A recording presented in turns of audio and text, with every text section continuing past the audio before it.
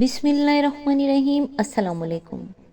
تعلقات یعنی انسانی تعلقات نعمت اور رحمت ہوتے ہیں، وہ خونی تعلق ہو یا دل کے تعلق۔ کوئی انسان کتنا ہی اکیلا کیوں نہ ہو، اس کے پاس ایک قریبی رشتہ ضرور موجود ہوتا ہے۔ والدین، بہن بھائی، دوست، استاد، رہنما وغیرہ۔ ضروری نہیں ہے کہ ہر محبت میں تاج محل ہی تعمیر کیا جائے۔ ایک دوسرے کا احساس کر لینا تاج محل بنا لینے سے بڑھ کر ہوتا ہے۔ پیسے سے سب کچھ خریدا جا سکتا ہے، لیکن دل صرف محبت سے خریدے جاتے ہیں۔ محبت احساس کی، قدر کی، رحم دلی اور مفاہمت کی۔ اللہ تعالیٰ آپ سب کو اپنے حفظ و امان میں رکھے اور آپ کے تمام نیک اور جائز دعائیں قبول فرمائے، آمین۔ یا اللہ، یہ الفاظ میرے نہیں، یہ تیرا کلام ہے۔ میں تو صرف ایک ذریعہ ہوں۔ اگر میرے ذریعے کوئی بات کسی کے دل تک پہنچے تو وہ صرف تیرا فضل ہے، اور اگر کوئی بات غلط کہہ دوں تو اسے لوگوں کے دلوں سے مٹا دے اور مجھے معاف فرما۔ میں یہ دعویٰ نہیں کرتی کہ میری سمجھ کامل ہے۔ یہ تفسیر جو میں بیان کرتی ہوں یہ تفہیم القرآن سے لی گئی ہے، اور میں صرف اسے سمجھنے اور سمجھانے کی کوشش کر رہی ہوں۔ جو سن رہا ہے اس سے کہتی ہوں، خود تصدیق کرو۔ اللہ کا کلام تمہارا ذاتی مقام ہے۔ قیامت کے دن تم سے پوچھا جائے گا، تم نے کس پر یقین کیا؟ اس لیے مجھے نہیں، اللہ کو تلاش کرو۔ ہر آیت میں وہی روح چھپی ہے جو تمہاری روح کو اللہ سے جوڑ دے گی، اگر تم سچے دل سے تلاش کرو۔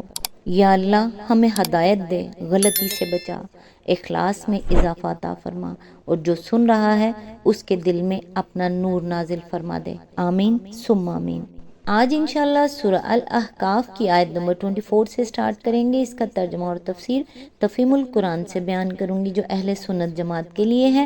اعوذ باللہ من الشیطان الرجیم، بسم اللہ الرحمن الرحیم۔ پھر جب انہوں نے اس عذاب کو اپنی وادیوں کی طرف آتے دیکھا تو کہنے لگے، یہ بادل ہے جو ہم کو سیراب کر دے گا۔ نہیں، بلکہ یہ وہی چیز ہے جس کے لیے تم جلدی مچا رہے تھے۔ یہ ہوا کا طوفان ہے جس میں دردناک عذاب چلا رہا ہے۔ اس کی تفسیر ہے، یہاں اس امر کی کوئی تصریح نہیں ہے کہ ان کو یہ جواب کس نے دیا۔ کلام کے انداز سے خود بخود یہ مترشح ہوتا ہے کہ وہ جواب تھا جو اصل صورتحال نے عملاً ان کو دیا۔ وہ سمجھتے تھے کہ یہ بادل ہے جو ان کی وادیوں کو سیراب کرنے آیا ہے، اور حقیقت میں تھا وہ ہوا کا طوفان جو انہیں تباہ و برباد کرنے کے لیے چلا رہا تھا۔ آیت نمبر 25، اپنے رب کے حکم سے ہر چیز کو تباہ کر ڈالے گا۔ آخر کار ان کا حال یہ ہوا کہ ان کے رہنے کی جگہوں کے سوا وہاں کچھ نظر نہ آتا تھا۔ اس طرح ہم مجرموں کو بدلہ دیا کرتے ہیں۔ اس کی تفسیر ہے، قوم عاد کے قصے کی تفصیلات کے لیے ملاحظہ ہو تفہیم القرآن جلد 2 سورہ الاعراف حواشی نمبر 51 to 56، سورہ ہود حواشی نمبر 54 to 65، جلد 3 سورہ المومنون حواشی نمبر 34 to 37، سورہ الشعراء حواشی نمبر 88 to 94، سورہ العنکبوت حاشیہ نمبر 65، جلد 4 سورہ حامیم السجدہ حواشی نمبر 20 to 21۔ آیت نمبر 26، ان کو ہم نے وہ کچھ دیا تھا جو تم لوگوں کو نہیں دیا ہے۔ ان کو ہم نے کان، آنکھیں اور دل سب کچھ دے رکھے تھے، مگر نہ وہ کان ان کے کسی کام آئے، نہ آنکھیں، نہ دل، کیونکہ وہ اللہ کی آیات کا انکار کرتے تھے اور اسی چیز کے پھیر میں وہ آ گئے جس کا وہ مذاق اڑاتے تھے۔ اس کی تفسیر ہے، یعنی مال و دولت، طاقت و اقتدار، کسی چیز میں بھی تمہارا اور ان کا کوئی مقابلہ نہیں ہے۔ تمہارا دائرہ اقتدار تو شہر مکہ کے حدود سے باہر کہیں بھی نہیں، اور وہ زمین کے ایک بڑے حصے پر چھائے ہوئے تھے۔ اسی آیت کے ضمن میں آگے فرمایا، اس مختصر سے فقرے میں ایک اہم حقیقت بیان کی گئی ہے۔ خدا کی آیات ہی وہ چیز ہیں جو انسان کو حقیقت کا فہم و ادراک بخشتی ہیں۔ یہ فہم و ادراک انسان کو حاصل ہو تو وہ آنکھوں سے ٹھیک دیکھتا ہے، کانوں سے ٹھیک سنتا ہے، اور دل و دماغ سے ٹھیک سوچتا اور صحیح فیصلے کرتا ہے۔ لیکن جب وہ آیات الہی کو ماننے سے انکار کر دیتا ہے تو آنکھیں رکھتے ہوئے بھی اسے نگاہ حق شناس نصیب نہیں ہوتی۔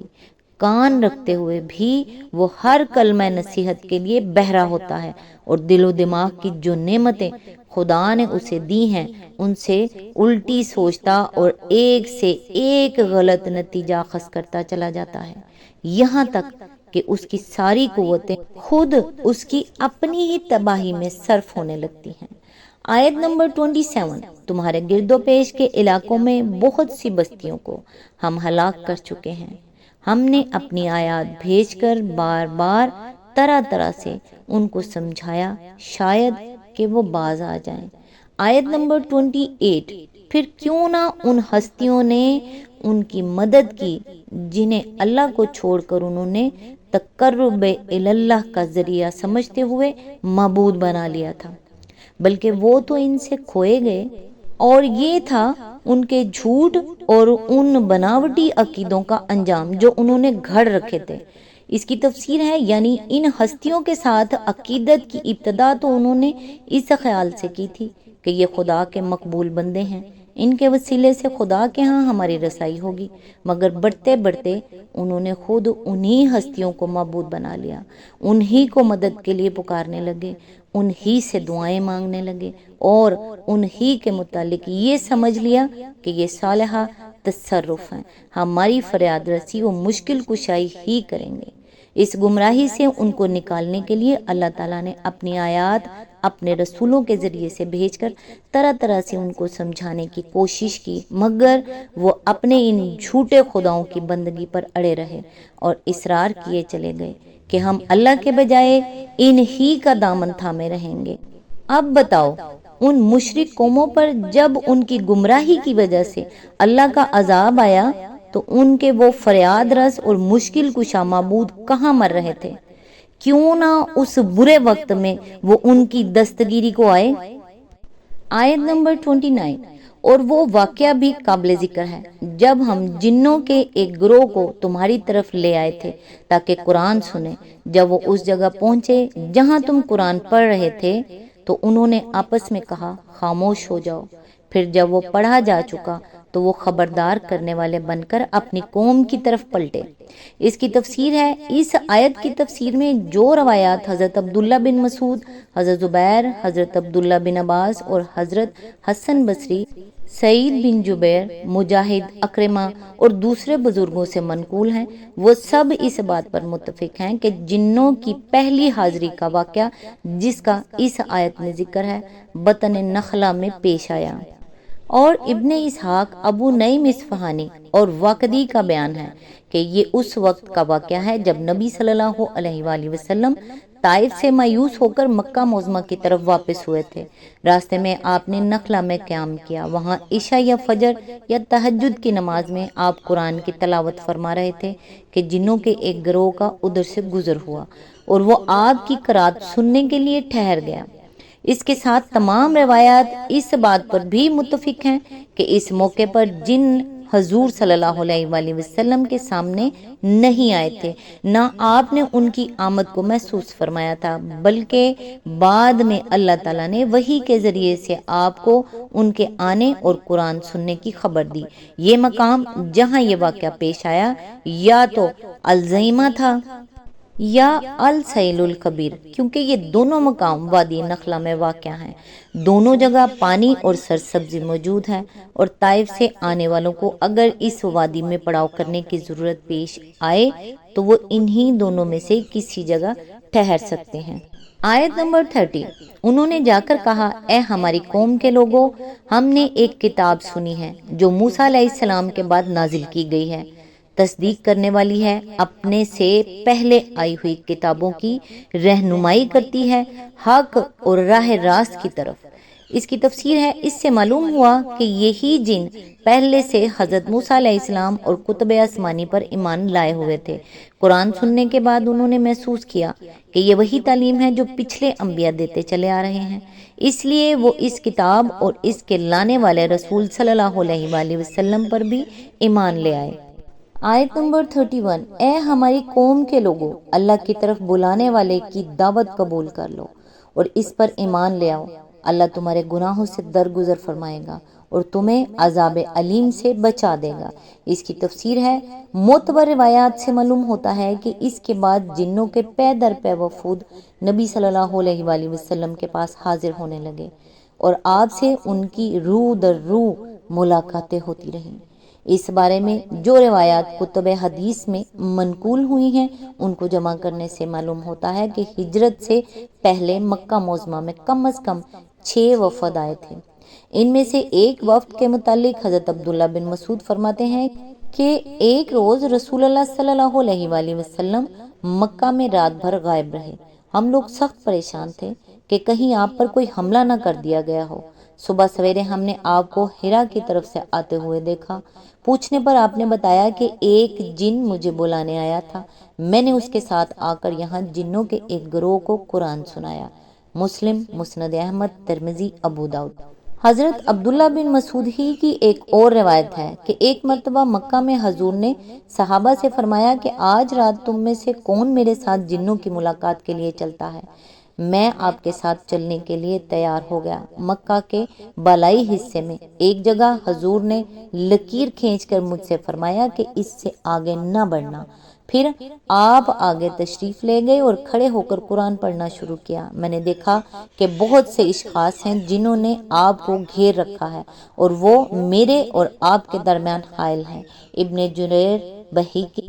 ایک اور موقع پر بھی رات کے وقت حضرت عبداللہ بن مسعود نبی صلی اللہ علیہ وآلہ وسلم کے ساتھ تھے اور مکہ معظمہ میں ہجون کے مقام پر جنوں کے ایک مقدمے کا آپ نے فیصلہ فرمایا۔ اس کے سال ہا سال بعد ابن مسعود نے کوفہ میں جاٹوں کے ایک گروہ کو دیکھ کر کہا، ہجون کے مقام پر جنوں کے جس گروہ کو میں نے دیکھا تھا وہ ان لوگوں سے بہت مشابہ تھے۔ ابن جریر۔ آیت نمبر 32۔ اور جو کوئی اللہ کے دائی کی بات نہ مانے وہ نہ زمین میں خود کوئی بل بوتا رکھتا ہے کہ اللہ کو زیچ کر دے اور نہ اس کے کوئی ایسے حامی و سرپرست ہیں کہ اللہ سے اس کو بچا لیں، ایسے لوگ کھلی گمراہی میں پڑے ہوئے ہیں۔ اس کی تفسیر ہے، ہو سکتا ہے کہ یہ فقرہ بھی جنوں ہی کے قول کا حصہ ہو اور یہ بھی ہو سکتا ہے کہ یہ ان کے قول پر اللہ تعالیٰ کی طرف سے اضافہ ہو۔ فہوائے کلام سے دوسری بات زیادہ قریب قیاس محسوس ہوتی ہے۔ آیت نمبر 33۔ اور کیا ان لوگوں کو یہ سجائی نہیں دیتا کہ جس خدا نے یہ زمین اور آسمان پیدا کیے ہیں اور ان کو بناتے ہوئے جو نہ تھکا، وہ ضرور اس پر قادر ہے کہ مردوں کو جلا اٹھائے؟ کیوں نہیں، یقیناً وہ ہر چیز کی قدرت رکھتا ہے۔ آیت نمبر 34۔ جس روز یہ کافر آگ کے سامنے لائے جائیں گے اس وقت ان سے پوچھا جائے گا، کیا یہ حق نہیں ہے؟ یہ کہیں گے، ہاں ہمارے رب کی قسم یہ واقعی حق ہے۔ اللہ فرمائے گا، اچھا تو اب عذاب کا مزہ چکھو اپنے اس انکار کی پاداش میں جو تم کرتے رہے تھے۔ آیت نمبر 35۔ پس اے نبی صبر کرو جس طرح اولو العزم رسولوں نے صبر کیا ہے، اور ان کے معاملے میں جلدی نہ کرو۔ جس روز یہ لوگ اس چیز کو دیکھ لیں گے جس کا انہیں خوف دلایا جا رہا ہے تو انہیں یوں معلوم ہوگا کہ جیسے دنیا میں دن کی ایک گھڑی بھر سے زیادہ نہیں رہے تھے۔ بات پہنچا دی گئی، اب کیا نافرمان لوگوں کے سوا اور کوئی ہلاک ہوگا؟ اس کی تفسیر ہے، یعنی جس طرح تمہارے پیش رو انبیاء اپنی قوم کی بے رخی، مخالفت، مزاحمت اور طرح طرح کے ایذا رسانیوں کا مقابلہ سال ہا سال تک مسلسل صبر اور انتھک جد و جہد کے ساتھ کرتے رہے، اسی طرح تم بھی کرو، اور یہ خیال دل میں نہ لاؤ کہ یا تو یہ لوگ جلدی سے ایمان لے آئیں یا پھر اللہ تعالیٰ ان پر عذاب نازل کر دے۔ سورہ الاحقاف یہاں مکمل ہوئی۔ نیکسٹ انشاءاللہ سورہ محمد کی آیت نمبر 1 سے سٹارٹ کریں گے۔ تب تک کے لیے دعاؤں میں یاد رکھیے گا۔ اللہ حافظ۔